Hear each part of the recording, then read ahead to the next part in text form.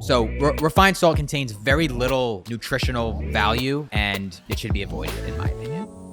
Welcome back, everybody, to episode 12 of the Clean Kitchen Podcast. I'm Kyle. And I'm Kevin. So, Kevin, I get a lot of questions, a lot of messages on Instagram about various topics, but one of the most common questions I get is about salt and sodium, because a lot of the times I recommend a product and it has a lot of sodium in it. So people think, oh, I should cut down on sodium. I should avoid sodium. I should eat a certain amount of sodium.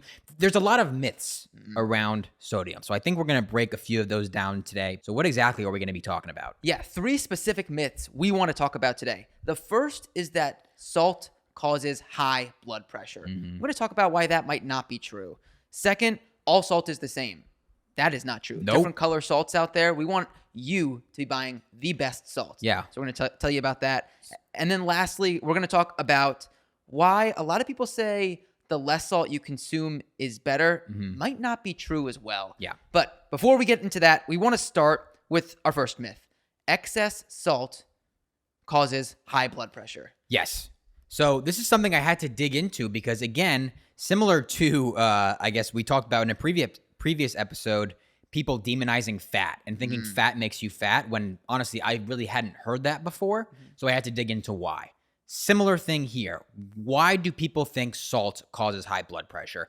Based on my research previously, I always thought, salt is a good thing. It contains natural minerals and we need salt to function properly. So I thought, okay, why do people think salt is bad? So first off, when you look at the research, a lot of it is very inconclusive. You can look at one study that says, nope, high sodium does cause an increase in blood pressure. You can look at other studies that show no correlation. You can consume as much salt as you want and it won't increase your blood pressure. So where is the flaw in these studies that show high sodium intake does cause high blood pressure? Is that a lot of them are observational studies. Have you heard of that before? Yeah. So observational studies, for those that don't know, it's basically, it's exactly as it sounds. You're observing people. So you're basically giving people questionnaires. You're asking them, okay, how much salt do you consume?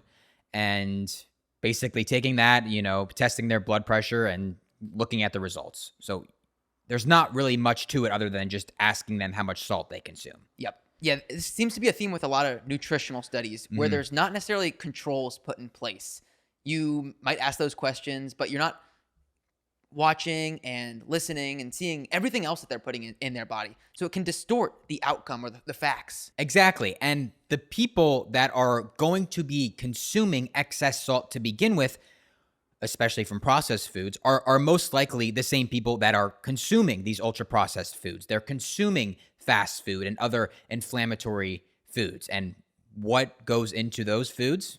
Well, these are ingredients we talk about all the time: refined grains, refined sugars, and vegetable oils. So in my opinion, and in many other experts' opinion, it's not necessarily the sodium or the salt that's causing high blood pressure, but it is the combination of these inflammatory ingredients that with excess salt consumption that's raising your blood pressure. Yeah, it's this correlation versus causation kind of thing. Exactly. You're correlating something that you're almost looking for a direct correlation there rather than really understanding the root cause. And I think what you're getting at there is the root cause might not be the excess salt intake, but rather the other things that are coming from that processed food. Exactly. And also to note, in these observational studies, when they're just asking people, hey, how much salt are you consuming? Most of the time, it's not the healthiest people. These people, one, have insulin resistance, which we're going to get into in a second here and talk about why that may be the underlying issue here. And also, they're just most likely not metabolically healthy. 85 to 90% of Americans are not metabolically healthy. So that's a big scary statistic. So unless you're really looking for those that are putting a lot of effort into what they put into their body, you might not have the most representative participants. Yeah, and just side note there, that also makes me think, because I was listening to a podcast about this, when you go and get your blood work and then you get the results back and it basically tells you a range. Yeah. That range, whether you're testing of certain vitamin or mineral or inflammation, whatever it may be, it's just the average of the population. I never thought about that. So when you find out that 85 to 90% of Americans are not healthy. Yeah. then you're So that's the average. you're better than not healthy. Yeah, It doesn't make you healthy. Exactly. So that's, I guess, average, but it's not optimal. Got it. Ooh, that's a better way to describe it. We're looking for optimal. We're looking not for average. optimal, and the same thing goes for. Yeah. I think that's for the blood, but I'm also thinking same thing goes for RDA, recommended daily amount of vitamin or mineral. That's just that's the amount you need not to get a deficiency. That's another point. Oh, that's the bare minimum. That's the bare minimum you need. That again is not the optimal amount. That feels like that should be disclosed. Yeah. Well, unfortunately, it's not. But yeah. Okay, so that's the side note. Yeah, that worth going down because I think that's eye opening there. That's some of the research behind this. So what actually happens when our body consumes salt or sodium? Yes. So when you eat salt, when you consume sodium, it enters your bloodstream, and sodium, it naturally attracts and holds on to water. So when there's more sodium in your bloodstream, your body retains more water. Okay. And this extra water, so basically what I'm explaining now is basically why excess salt intake causes higher blood pressure, but why it's really just part of the story, part of the overall story. Yeah. So this extra water that's now in our body or in our bloodstream, it increases the volume of blood that's inside our blood vessels. And the more blood volume means more pressure that's pushing against the walls of your blood vessels. So then this increased pressure inside of the vessels is what we refer to as high blood pressure. Okay. Or hypertension. Another name for high blood pressure is hypertension. So over time, this added pressure can cause damage to the vessels and lead to a bunch of different health problems.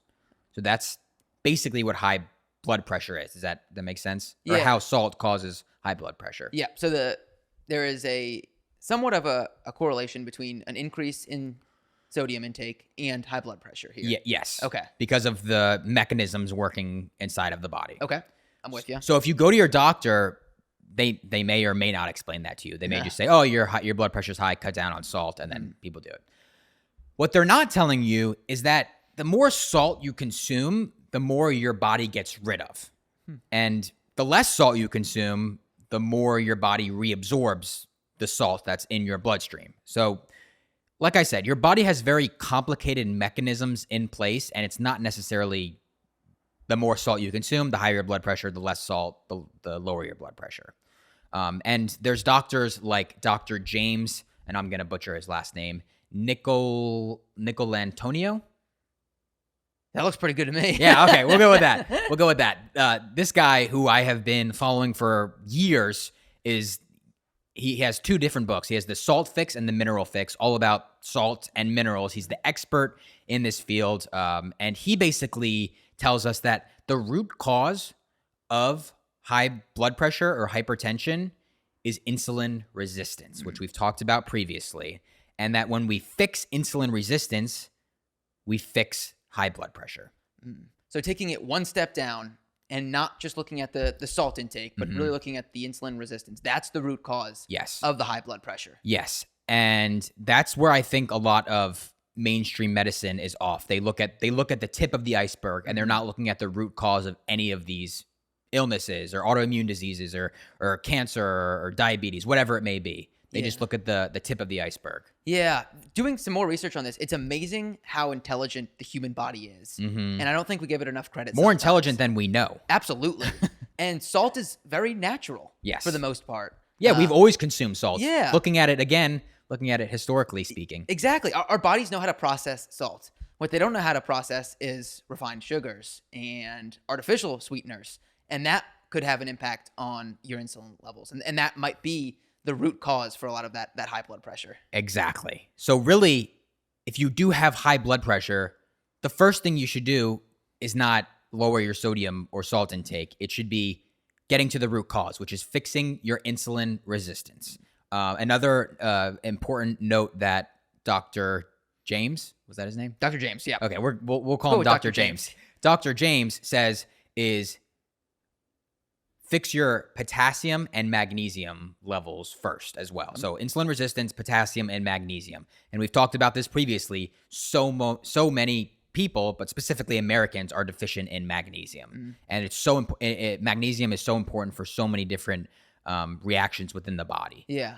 And how do you recommend people intake or consume more magnesium or potassium? Yeah, you can consume some magnesium-rich foods, but I think it would be best to have some sort of supplement. Okay. And there are, we don't have to go in detail here, but there are forms of magnesium that get absorbed easier by the body than others. So, for example, magnesium glycinate and magnesium malate are going to be two of the more readily absorbed by the body, as opposed to something like magnesium oxide, which is still effective. It's not necessarily bad, but it just doesn't get absorbed by the body as well. Okay. Magnesium threonate is another one too that I think we've talked about. Yes. That's another good one? That's another good one, yes. That one actually, which we were talking about before we started recording this, the magnesium threonate crosses your blood-brain barrier. So there's also, I guess, brain health benefits to magnesium threonate. Got it. Yeah. But yeah, I would recommend supplementing. It's difficult to get all the magnesium you need from food. Yeah. And again, going back to this RDA of magnesium, I want to say it's maybe, I'm not sure the exact amount. I'm going to say 300 or 400 maybe is the daily, or is the RDA for magnesium. 200 to 300 milligrams of magnesium. Okay.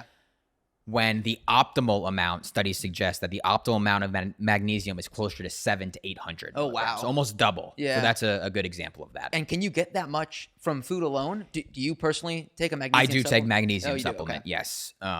You can, but it's difficult. You got to really put an effort into it. Yes. Yeah, absolutely. All right. Yeah. So that was a lot of science there, but kind of the takeaway, high-level bullet point, is that salt or excess salt is often correlated with high blood pressure. However, if you take one step down and look a little bit deeper, it's actually those processed foods that are having the real impact. The insulin. Yep. It's the same ingredients that we talked about in the first episode. It's the refined carbs. It's the refined sugar, and it's the vegetable oils. Yep. Get those out of your diet first before you even start to consider lowering your salt intake. Yep. And if you missed that first episode, we tell you replacements for those. Yes. Better alternatives. Exactly. Yep. All right. So Nice. There's also a lot of information between salt and sugar. A lot of people like salt and sweet foods together. Why is it that those two are often correlated together? So actually, if you increase your salt intake, you can reduce sugar cravings, which is very interesting when I first learned this. So there's a survival mechanism that we have built into us, and you can see this with animals, is that they know when they're depleted, when they need salt, they'll go to a salt lake and eat salt. So there's a reward center in the brain that gets hyperactivated when we're deficient in salt, and you actually get more of a dopamine response when you consume things like sugar or really any addictive substance. So low salt can basically cause sugar addiction. So your body is telling you, hey, I need salt. I need something. And then you fix that with sugar. Yeah. And your body's like, that kind of worked a little bit. Yeah, you get a big dopamine hit. And you're like, oh, I keep doing that. Exactly. More and more sugar. Okay. Exactly. That is fascinating. Exactly. So if you do have if you have big sugar cravings, or you're maybe addicted to sugar, which I feel like a lot of Americans a little bit are, of a sweet tooth. you probably should be consuming more salt. Yeah. I was doing some research, and Dr. Andrew Huberman was talking about a student. We talk about him a lot. We do. Intelligent guy. He is. And it was more of an anecdotal study. It was just him and another student, but he had low blood pressure and would get dizzy. The student would. And so I think conventional wisdom might tell you to have sugar to maybe keep your insulin levels up or energy up. Yeah, and just more glucose. More glucose to get into the cells to give you more energy. Okay. I would assume. So Huberman told him to try something different, which was to consume salt whenever he had a craving for something sweet. And typically this is done in the form of a pinch of salt in a glass of water and just drink that. This student went a little bit over the edge and just had straight salt. Oh, wow. But he was doing it for experimental purposes. I think he was also a scientist. And he immediately could tell a difference, that he didn't have those sugar cravings at all, and he didn't feel as lightheaded at times. I think he still had some low blood pressure, but that salt intake replaced and probably provided a lot more benefit than just sugar alone. Yep. No, that makes complete sense because a lot of people they'll go to their doctor and maybe they already have insulin resistance or some sort of metabolic issue going on, and the doctor will tell them to consume less salt to bring down their high blood pressure, and then in turn will cause those exact same symptoms you just said, like fatigue, low energy, headaches, lightheaded. So yeah, salt is very, very important. And I Yeah. think when we tell people to eat less salt, I think we're doing more harm than good. Yeah, very sad. Yeah. Don't forget that Clean Kitchen Agreement. We do all of this work for all of you for absolutely free. And all we ask in return is to hit that subscribe button on YouTube, leave us a review on Apple Podcasts or a rating on Spotify, especially if you're enjoying this podcast. It helps us tremendously. All right. What are we getting into next? Yeah. So we've talked a lot about the benefits of salt and why consuming more salt might be beneficial, but not all salt is the same. So I think there's two categories of salt: refined salt and unrefined salt. Yep. Let's talk about refined salt first. Yes. What is that? So refined salt is the typical salt you see that's it's completely white. You know, if you go to a restaurant, you see it sitting on the table. It's table salt. It's sodium chloride. The problem with this type of salt is that, exactly as you said, it's refined. And for the most part, they're going to contain a lot of anti-caking agents like sodium aluminosilicate, which can contain aluminum, which is not something we want to be putting in our body.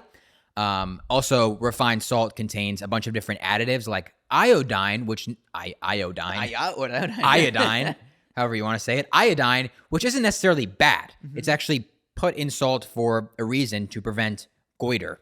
Okay. And what is goiter? It's a disease of the thyroid. Okay. So it's very important for your thyroid health. And a lot of people that have thyroid issues are deficient in iodine. So the fact that they're adding iodine into table salt and refined salt isn't necessarily a bad thing, but I would much rather you get iodine from real whole foods as opposed to this synthetic form of iodine. And are there specific foods that do contain a lot of iodine? Yeah, a few of my personal favorite sources of iodine are going to be things like pasture-raised eggs. A lot of seaweed contains seaweed and seafood contains iodine, and a lot of dairy products also contain iodine. Yep. So that's just, like I said, it's not necessarily bad, but there's also a bunch of other of these additives that's in refined salt where I don't think it's really worth it. There's also dextrose. You'll find dextrose in salt, which is basically just sugar, and it's used to actually stabilize the iodine. So refined salt, to kind of sum that up, refined salt contains very little nutritional value, and it should be avoided, in my opinion. Yeah, it sounds like they're adding a lot to it. Yes. To get it to be more than what we need it to, which is just salt. Yeah, we just, salt. You just need the salt. Yeah. Okay. Yep. Got it. So, and is there like a typical standard when I think of table salt? It's normally white. Is all refined salt white? Yeah, that's a good point. So refined salt is going to be white because it's bleached. So if you basically, a quick rule of thumb, and we'll get to the better types of salt here in a minute, but if you look at salt and it's completely white, it's most likely refined. If you look at the salt and it's pink or gray or it's got some sort of color to it, it's most likely unrefined. Okay. So that's kind of a general rule of thumb. So before we go into unrefined salt, and talk more about that, I want to do some trivia questions. Oh, okay. Yeah. I was not expecting this. Okay. No. Here we go. There's a lot of really interesting facts and history around salt. Okay. So we're going to do a little bit of some trivia and then how salt actually comes into your everyday life as part of your job, no matter what you do. Wow. Yeah. Okay. All right. So first trivia question for you. What organ in the human body is responsible for regulating the amount of salt in our blood? Kidney. That is correct. Ding, ding. Boom. All right. Got that one. That was easy. Layup. Yeah, I knew that. Okay. Which U.S. state is the largest producer of salt? That's a great question. I would say it's somewhere out west, if I had to guess. I would say Utah. Utah is a good guess. It's Louisiana. Oh, okay. Yeah, I didn't see that coming. No. There is a salt mine there called Cote Blanche that produces about 10% of all of the salt in the U.S. Is that refined salt? That is unknown to me. Unknown. Okay. That's fair. That's fair. The reason I said Utah is because one of my favorite salts that I consume is from Utah. There you go. And they're pretty big, so I figured that was the biggest. I bet Utah's up there. Yeah. Makes sense. Yeah. All right, last trivia question. Salt Lake City. Oh my gosh. Salt Lake City. Utah should be the answer. They're stealing it. We're going to have to do more research on Côte Blanche. Yeah. Never heard of that. No. The world's oldest known salt mine, believed to have been used by prehistoric people, so it goes back to our earlier point around how old salt is located in which European country? Is it Pakistan? It's not. Is that European? Or It's no? not. Dang it. That was the only place. That was the only other place where I knew there was a big salt There's mine. a lot of salt in Yeah, Pakistan? Yeah. Didn't know Yeah. that. Austria. Austria. Yeah. So salt's been around for a long time. Yeah. And that leads me into this last point here, which I think is just a fun tell your friends kind of thing. But the word salt is actually from the Latin term salarium, which if you shorten that, is SAL is the first three letters. SAL means salt in Latin. And so in ancient Rome, soldiers were given a salarium, which was an allowance for the purchase of salt. So basically the ability to buy salt. And salt was such a valuable commodity at that point in ancient times. You used to trade basically salt for things. I remember one of the podcasts I listened to, I remember hearing this. You did? About trading salt. How important it is. Yes. It basically was like a form of money. Wow. Was salt. And so that word salarium over time has translated into the word salary, which is what we all get paid every day. Yeah, I heard that. Oh, yeah. Got it. Yeah. Now I see the connection So there. salt and salary actually are very correlated. There was something with salad as well. Did you yeah? come across that or No, I no? didn't. No. It has something to do with it. I forget exactly what it was. I'll have But to do more research on wow, that. a lot of history with salt. A lot of history. And I guess everyone is affected by that with the salary. Yeah, the salary. That's so funny. Your original salarium was paid in salt. Wow. Yeah. Wow. Little fun fact there. That is crazy. Let's talk about some good salt then. Yes. So unrefined salt is a much better form of salt than refined salt. Yep. Talk to me about why. So unrefined salt doesn't contain any of those additives that we just talked about. And they do contain, which the refined salt does not contain, unrefined salt contains valuable trace minerals that our bodies need to thrive. Okay. So I guess we can go into a few of my favorite types What are your favorite types of of unrefined unrefined salt? So three main ones. The first one being pink Himalayan salts. And this is the salt that's from Pakistan. Okay. Because I guess, is that where the Himalayan? I think they are. Yeah. Yeah. I guess that would make sense. Yeah. So this is one of my favorite types of salt, pink Himalayan salt. It's mined from, like I said, a salt mine in Pakistan. But you got to be careful with pink Himalayan salt because there's a lot of fake pink Himalayan salt out there. So first of all, they're mining this and they're shipping it off to a bunch of different companies. And we don't know really, unless you can look specifically at the company, but you don't know what they're adding to it or what they're taking away from it or whatever processing goes into it. And also there was there's been a few instances where people have found salt on grocery store shelves that are advertised as pink Himalayan salt, but it's actually just refined salt with a little bit of pink dye in it. Oh, that's deceiving. Yeah. So how would I know that that's the case? It's tough. I mean, I'd say go look at go on the company's website, reach out to them if possible, look for some sort of test. Okay. Because a lot of these companies and we'll get to my two favorite brands here in a second, they test for these trace minerals. So if a salt is truly unrefined salt, it's going to contain a lot of these trace minerals in them. So a lot of companies disclose that on their website. Okay. So hopefully you can see it. Most likely not on the packaging. Yeah. Though. Seeing that it says, if it's been dyed with no, that's not color. going to be disclosed. No. No. Okay. No. So you got to do a little bit extra research. Yeah, then. because they're just taking the refined salt and then adding pink stuff to it and then crazy high markup on the price so they can make more money. Yep. I hope that's not too incredibly common, Yeah. but it is something to watch out for. Okay. So are there specific brands then that you recommend? Yeah, so my two favorite brands are Celtic sea salt. Some people say Celtic sea salt. I think I say Celtic sea salt. That's the first one. It's harvested from the Atlantic coastal regions of France. Oh, sounds fancy. It's very fancy salt. And actually, I have some right here. All right. If you're watching on YouTube. Yeah, if you're watching on YouTube, this is Celtic sea salt. And you can kind of see, if you want to take a look at that, it's kind of gray in color. It's not, It's not perfectly white. It almost looks like quinoa. Let me see that. Quinoa. Yeah, kind of like quinoa. Okay, all right. Same color. I'll give you that. It's yeah, okay, sure. But as opposed to, multiple different brands that make this stuff, it's just one brand in particular that harvests this salt from France and makes this Celtic sea salt. Celtic sea This salt. is That's the the only only- this is the only brand you'll find Okay. of Celtic sea salt. And I want you to put your hands in there a little bit. Your hands are clean, right? Yeah. Okay. Dip your hands in there and you'll notice that it's a little bit more moist than regular refined bleached salts. Like it's got a little bit of It sticks to your moisture fingers to a little it. bit. Yes, Yeah. exactly.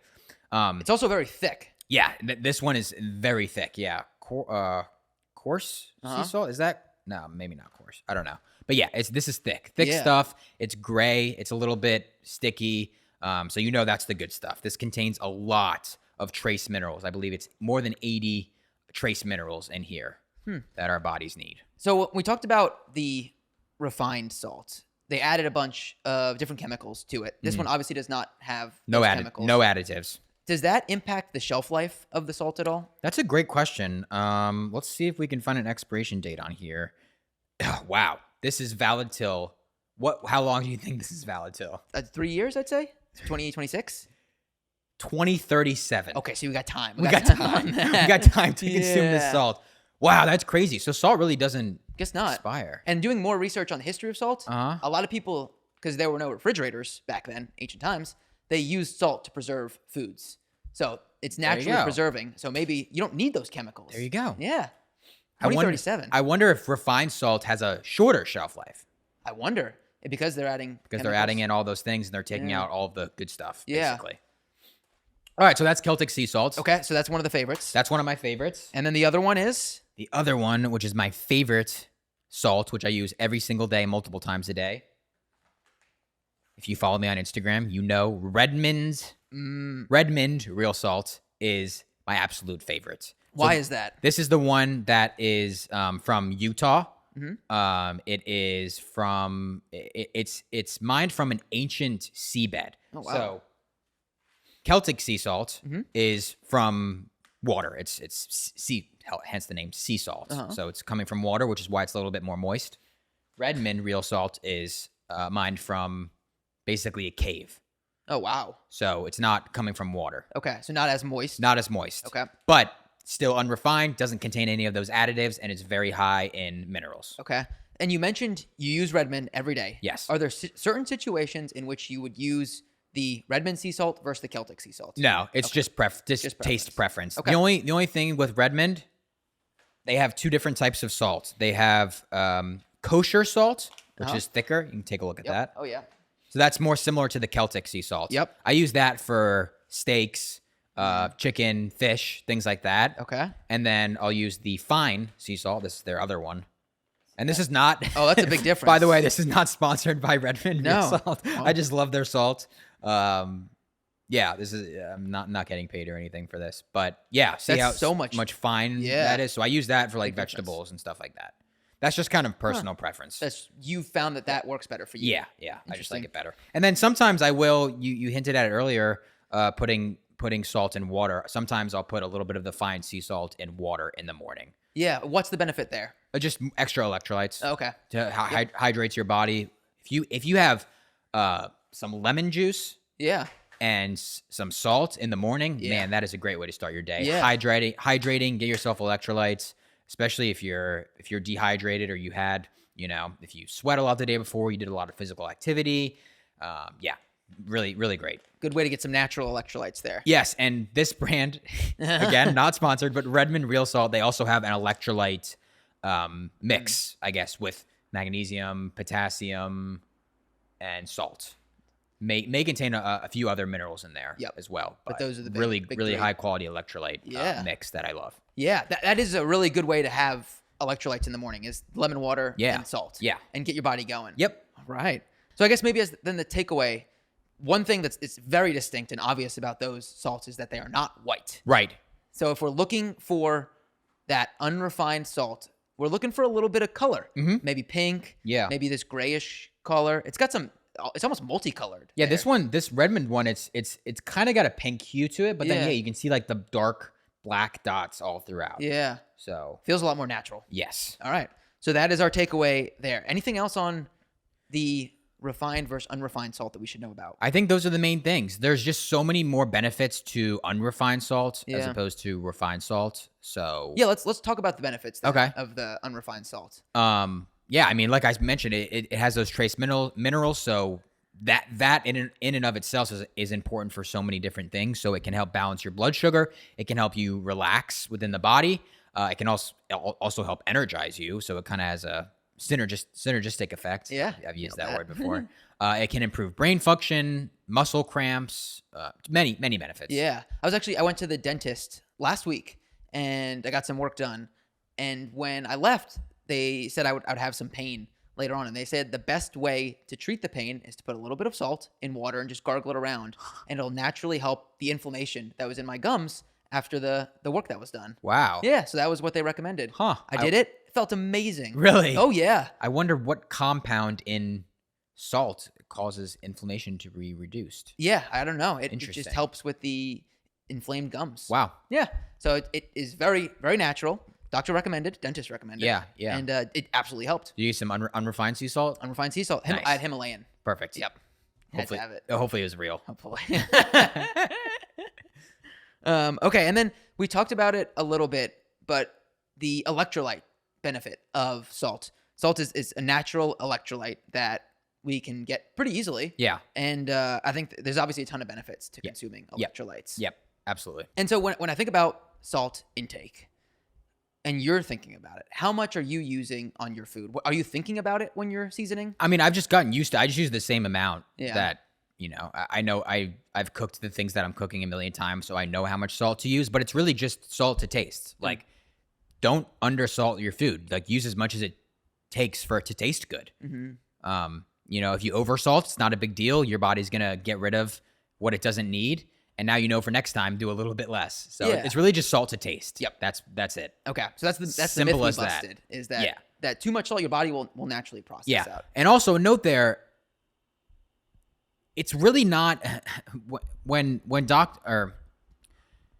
people say, high sodium and high salt causes high blood pressure, most of the time it's the salt that's being added to food that is causing the problem. It's not the salt that you're adding to when you're cooking a meal. It's not that. It's to processed food is what you're saying? Yeah. then? Yeah. Okay. It's all that because a lot of it's hidden, and then there's so many other ingredients that go into it that may be diminishing the taste of salt. So yeah. And it's also refined salt that's in processed food. So don't be scared of the salt that you're adding to your own food that you're cooking. Yeah. Season to taste. Yeah. Get it on there. Don't worry about it. Yeah. It's amazing how much better foods taste when they are appropriately seasoned. Yeah. That is the biggest difference. Yes. So make sure you add some salt. Yeah. And is there any sort of recommended range of sodium intake? Yeah. So Dr. James, going back to him, he Yeah. just recommends in the book, The Salt Fix, 3.2 to 4.8 grams of sodium per day. Okay. So And- it's not exactly salt. Yeah. So sodium, I believe it's about 40%. 40% of salt is sodium. Got it. Okay. So sodium chloride. Yeah. And just a quick note that made me think too. Refined salt is just sodium and chloride. That makes up 100% of it. Unrefined salt, about 97 to 98% is sodium chloride, and that remaining 2-ish% are the trace minerals. Oh, okay. Yeah. And one last thing that just popped into my head. A lot of people that go low carb or keto, they'll feel very fatigued or tired, and they'll have all of these other symptoms of low energy. It's also known as the keto flu. Have you ever heard of that? I have, yeah. So the keto flu is essentially your body is just dumping salt, and with that, all of the minerals that are in that salt, they're basically just going out of your body because you're not consuming any carbs. So if you do go low carb or if you do go keto, just be mindful of that and just know that you're probably going to have to consume more salt than you previously were. So carbs hold water, water holds salt. So if you don't have any carbs, you have nowhere to hold salt. So it just goes out. Exactly. All right. Yep. So be careful of that. And that's why you'll see a lot of people that are on keto, they prioritize different electrolyte supplements or minerals or something like that. It's just very popular with the keto low carb diet. Got it. Yeah. I think that's going to be it for episode 12 of the Clean Kitchen podcast. Hopefully you learned a thing or two about salt, but we will see you next week in episode 13. Stay salty. Nice. I nailed that again. Nice.